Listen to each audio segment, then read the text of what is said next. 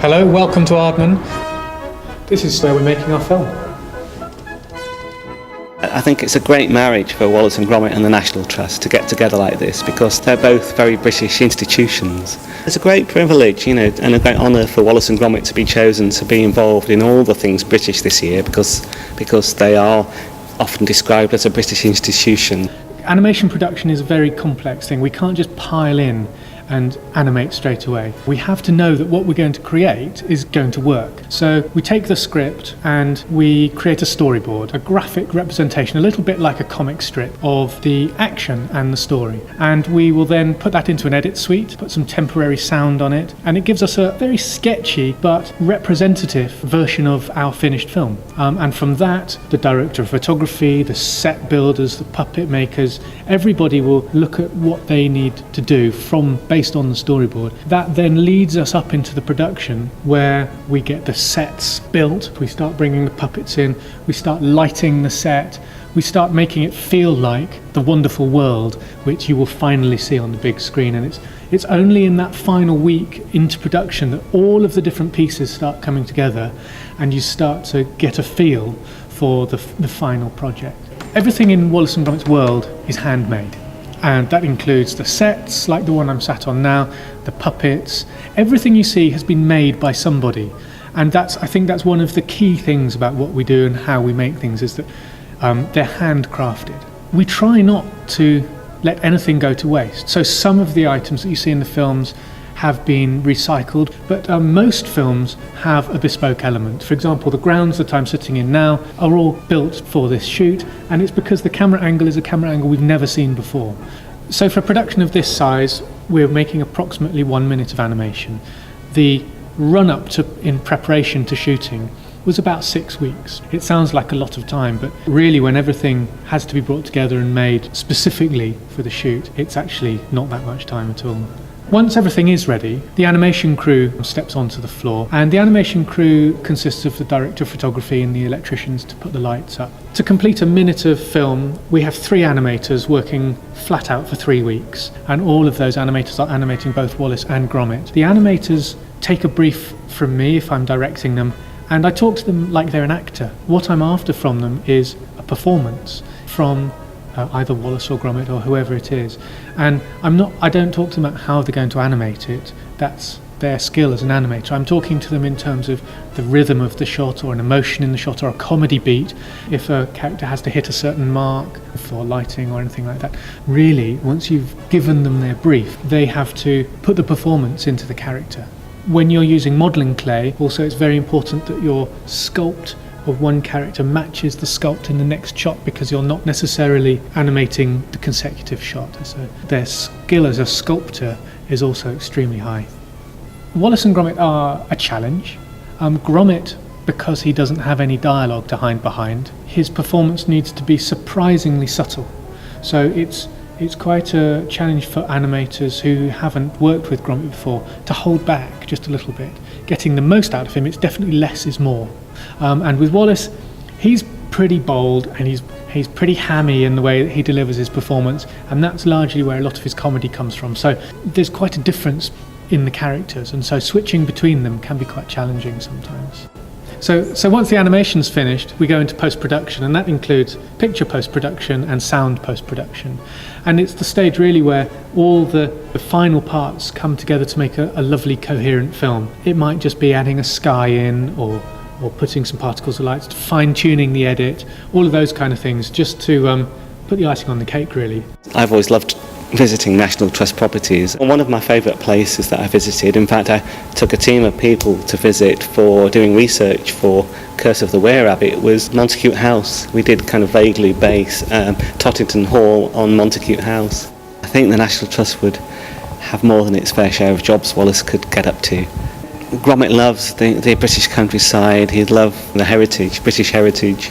It's been a great partnership with the National Trust. We fit together so very well, Wallace and Gromit and the National Trust. We kind of have the same values, and the settings for this film fit very well with Wallace and Gromit. The National Trust got a great sense of humour. Join us this summer for a cuppa at the National Trust. Creating the iconic world and characters of Lewis Carroll's timeless classic Alice in Wonderland began with conceptual conversations and graphic explorations. During this conceptual phase, many directions were considered. Once the production design, visual effects, and director's vision was unified, pre-production planning moved quickly forward. I told you she's the right Alice. Since all of Wonderland is virtually synthetic, it was decided early on to acquire the live-action performance in a green screen environment. In addition, many of the characters were a hybrid of live-action and animation. Numerous motion capture tools were tested and used mainly as reference for what was ultimately handled as animation. The challenge was to find the balance where CG and hybrid animated characters blended together with the live actors to look like they were all part of the same world. Alice falling down the rabbit hole was a lot of different techniques blended together to give us a sense that she was falling. Alice is a combination of a live-action Alice on wire rigs on a green screen shoot. The whole entire environment was created in the computer. All the roots, all the dirt, all the furniture, everything was CG. The shrinking shot of Alice, we wanted to try to do something where we don't lose sight of Alice till the last second and create a shot that you would do if it was really happening in front of you. So we blended a green screen version of Alice with a CG environment, and the whole room is CG at this point. Obviously, the dress is also all synthetic, and animated all that to look like she was shrinking down inside of it. And the whole scene with her meeting the Tweedles, the dodo bird, everybody else, is really our actress talking to voice talent and working with eye lines that were placed on the set so we would get the proper dimensions of all the different characters she's talking to, and animated everything around her so it all made sense. The Bandersnatch sequence was a challenge, just trying to make this long chase with this creature running after Alice and shooting it on a stage that had limited space. The creature was sort of a conglomeration of monsters all blended into one. So by using treadmills and different tricks, we managed to give you the illusion that she's running through this vast expanse of mushrooms and different plants. And also, trying to create the interaction between the environment and our actors was critical in making all of this work. The throne room is still one of my favorite scenes, and the interaction of the Queen with the frogs and all the other characters, and especially creating this Red Queen character with the large head. We shot her with a 4K camera, and really through brute force, enlarged her head and blended it back onto her body in a way that looks like it's perfectly natural. And then once we saw the head that big, we decided creatively to take her waist into a more of an hourglass shape so it balanced that giant head better than leaving her the way she was. The Cheshire Cat scene was another cool scene to do because of the dark, moody, gloomy quality of the forest itself. And the cat also had to be an interesting, fun character, but at the same time makes you a little wary of what his real intentions may be. The lighting in this scene was a little more moody than a lot of the sequences in the film, so we were able to blend all the rays of light, everything that's going on in here, and Alice is the only real element.